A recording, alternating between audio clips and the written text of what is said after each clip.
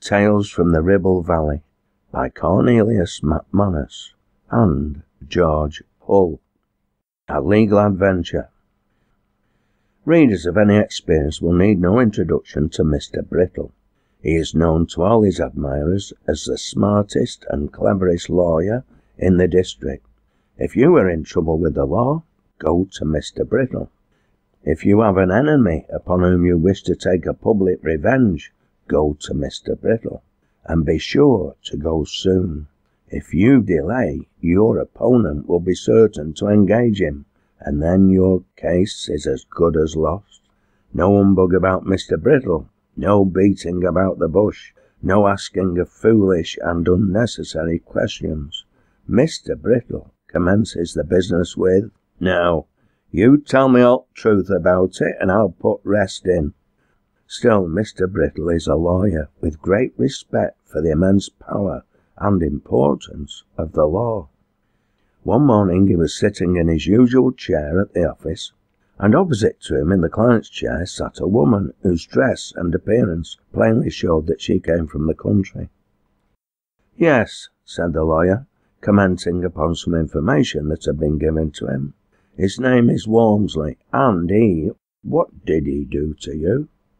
"He took a cow and stuck to it. It were one as always had a trick of getting wrong. Last Tuesday morning it get into his field, and he drove it into his own shipping." "Phew, that's felony.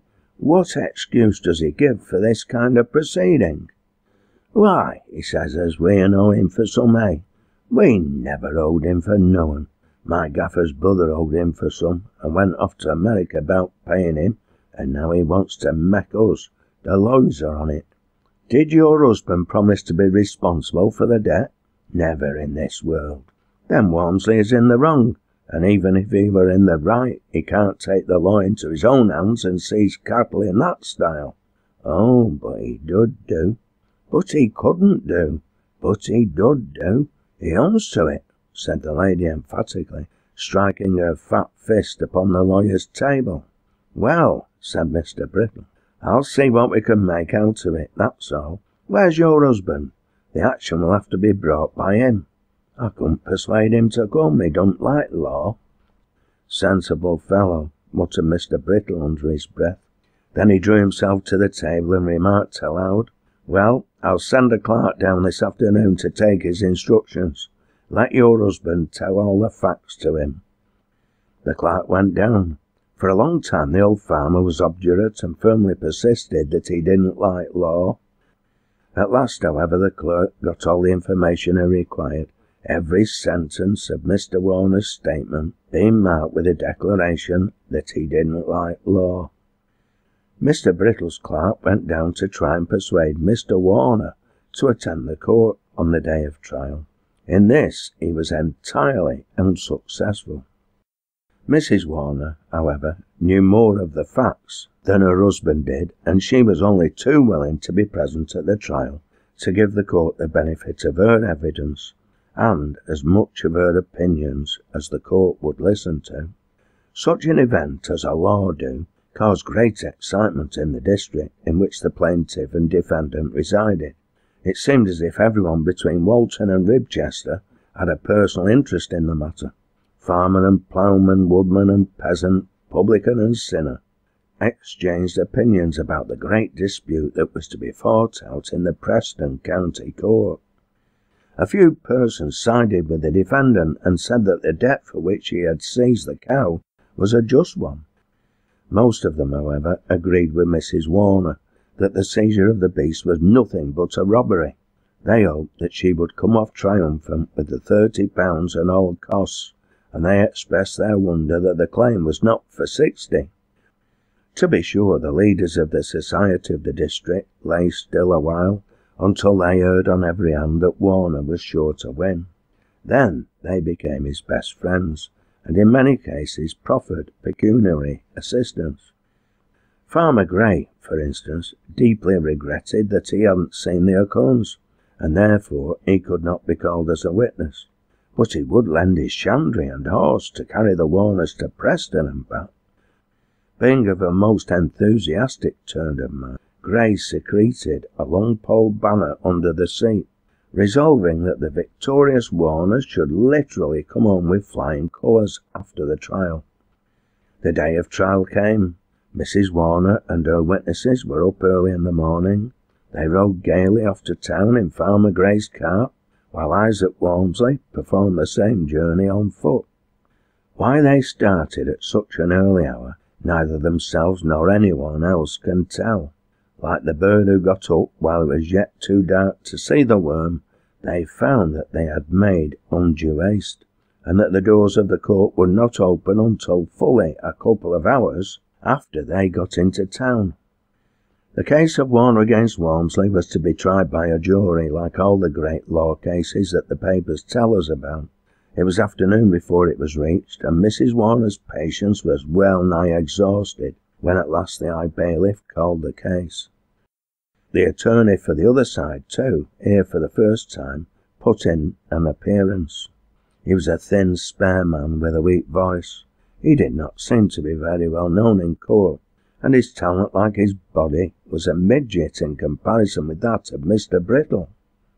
When the jury had been fully sworn to well and truly try the case, and had settled themselves as well as they could in the pen provided for them, Mr. Brittle rose to address the court. In opening the case, this popular lawyer reminded the court that he had practised there for very many years, before, indeed, some of his fellow advocates had been born. He ventured to assert, however, on the security of his own untarnished reputation, that never before had he been engaged in a case in which so little of the advocate's skill was required.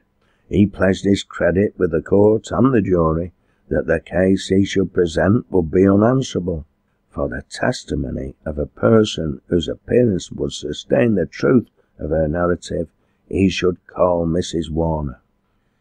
On being called forward, Mrs. Warner manifested a great desire to go backward. It required all the efforts of the official in attendance to push her into the witness box. Having at length, however, got her into the box, he stood on the step behind her, thus effectually preventing her untimely retreat. Mrs. Warner bore out Mr. Brittle's statement that she was the wife of the plaintiff, and that her husband was absent through indisposition. She answered all Mr. Brittle's questions about the capture of the cow in dispute. She felt annoyed at her lawyers persistently preventing her addressing the court on the wrong that had been done by the defendant. She emphatically denied that her husband owed a penny or any greater or smaller sum of money to the defendant, and emphatically denied that either the defendant or any other person had any right to take possession of the cow. Mrs. Warner, having been got out of the box without having imparted to the court the fragment of personal history which she was burning to disclose, was followed by a neighbour who had seen Walmsley seize the cow and drive it into his own shippen. He testified that he had expressed his surprise to Walmsley, and that the latter had sworn 2 oaths at him and tersely directed him to attend to his own affairs. As this witness went down, the defendant's solicitor popped up. He said he had declined to cross-examine Mrs. Warner, as he did not want to be the means of inducing anyone to commit perjury. He admitted that the course adopted by his client in order to procure payment of the sum due to him was an irregular one.